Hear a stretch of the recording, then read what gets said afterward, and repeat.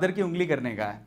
तब हुआ कुछ यूँ कि हम लोग बस स्टैंड पर खड़े हैं और मेरे फादर लगा भाई आने वाली है, बस थोड़ा और समझा लेता हूँ शायद रुक जाए।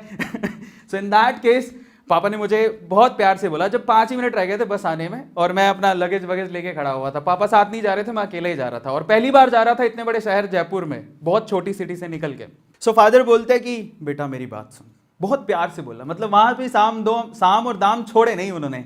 बोले कि देख बेटा, अभी तो अगर तू घर चलता है तो ये टिकट के 125 रुपए का नुकसान होगा, और अगर तू नहीं गया तो तेरी फीस ये जो दिख रही है ना, जो चेक लेके घूम रहा है, उसका भी नुकसान होगा, क्योंकि इंजीनियरिंग कोई वैल्यू नहीं है और तू कुछ कर नहीं पाएगा, इसलिए चल घर अभी भी सोच ले।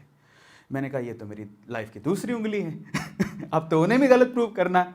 मैंने पापा को साफ साफ बोला, जिंदगी का मेरा डिसीजन है, गिरूंगा तो मैं आप पे ब्लेम नहीं करूंगा, ये मैं आपको वादा करता हूं। अब यहां से क्योंकि मुझे मेरे फादर को गलत प्रूफ करना था कि भाई वो जो बोल रहे हैं कि इंजीनियर कुछ नहीं कर सकता, इंजीनियरिंग से कुछ उखड़ता नहीं है, कुछ नहीं होता। अब यहां से मुझे आगे आने वाली जिंदगी जीनी थी। मैंने पहले साल बहुत मेहनत की, हिंदी मीडियम से पढ़ा हुआ था, लेकिन आपको पता है इंजीनियरिंग की सारी जो किताबें होती है वो इंग्लिश में होती हैं। सो एग्जाम्स दिए, बहुत मेहनत की और पहले साल में 74-75% से मैंने अपना फर्स्ट ईयर कंप्लीट किया। लेकिन सेकंड ईयर तक आते आते भाई को हवा लग गई। अब भाई को हवा लग गई, भाई है ना अफरा तफरी कर रहा है, बाइक वाइक ले ली थी, इधर उधर घूम रहा है, कॉलेजेस में ध्यान नहीं है, पढ़ाई में ध्यान नहीं है। अब ये भी भूल गया था उस टाइम पे कि भाई मैंने एजुकेशन लोन लिया हुआ है।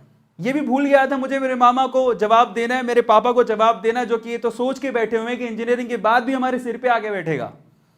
अब यहां से एक बहुत ही इंपॉर्टेंट इंसिडेंट हुआ मेरी लाइफ में, और वो ऐसा था जिसने शायद मेरे माइंड को ही बदल दिया था।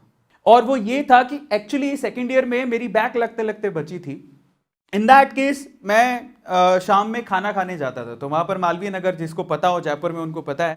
सो वहां पर बैठ के मैं खाना खा रहा था, तो वहां पर रात को 9 बजे सन्नाटा ही था। आपको पता है रात को 9 बजे सर्दियों में कौन बाहर निकलता, बैठा हुआ था, तो कुछ और देखने लायक था नहीं। मैंने अपना खाने का ऑर्डर कर दिया, तो सामने एक फैमिली बैठी हुई थी, और फैमिली में एक बूढ़ी माँ थी और उसका हस्बैंड था और उनका एक बेटा था।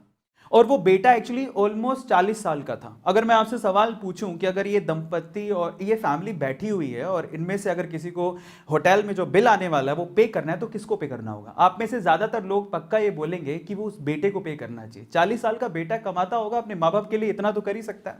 मैंने भी यही सोचा, रिलैक्स होके बैठा हुआ था। लेकिन उसके बाद जो हुआ, उसके बाद मेरे ना दिमाग में घंटियां बजने लग गई। हुआ कुछ यूं कि फादर खाना खा रहे थे, वो बेटा भी पानी पिए जा रहा था। अब मुझे पता नहीं सिचुएशन क्या थी, पर वो बूढ़ी मां खड़ी हुई काउंटर पे गई, अपने ब्लाउज से पैसे निकाले और पे किए। मैं नहीं जानता उनकी सिचुएशन क्या थी, लेकिन वहां से घंटी जो दिमाग में बजी वो ये कि अरविंद अरोड़ा, अगर तेरी यही हालत रही तो एक दिन तू भी किसी अच्छे होटल में अपने माँ बाप को खाना नहीं खिला पाएगा। निकल बाहर और कुछ कर। वहां से सेमेस्टर में मेरी बैक लगी थी।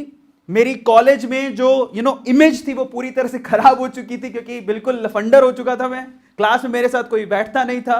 अब लोग यहां से डिलेमा में आ जाते हैं, और मे भी हो सकता है कि इतना ज्यादा प्रेशराइज हो जाते हैं कि मेरे साथ तो कोई बैठता ही नहीं है, इतना ज्यादा सीरियस हो जाते हैं कि वो इंजीनियरिंग छोड़ने की बात भी सोच लेते हैं। मैंने भी सोची थी, मुझे लगा था कि यार मुझे इंजीनियरिंग छोड़ देनी चाहिए, लेकिन फिर दिमाग में आता था कि मैं बहुत कुछ बोल के आया हूं घर से, यार मैं नहीं जा सकता वापस।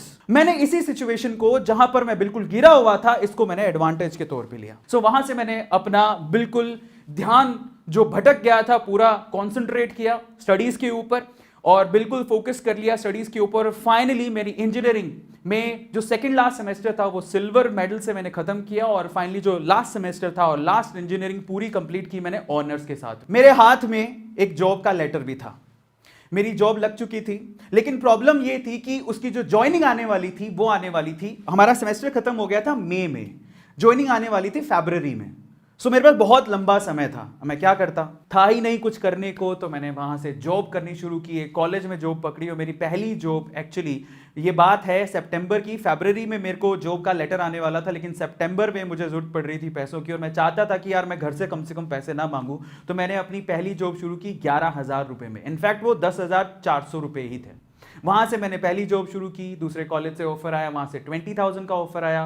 फिर मेरे को एक इंस्टीट्यूट का ऑफर आया कि तुम हमारे साथ जुड़ो। मैंने वहां पर ज्वाइन किया। वहां पर भी, क्योंकि मेरे पास एक चीज थी, वो बहुत खास थी, वो था पढ़ाने का तरीका, बोलने का तरीका, कम्युनिकेशन। वो बहुत इंपॉर्टेंट चीज थी मेरे पास। मैं ये नहीं कहता हूं कि मुझे किसी सब्जेक्ट की नॉलेज है।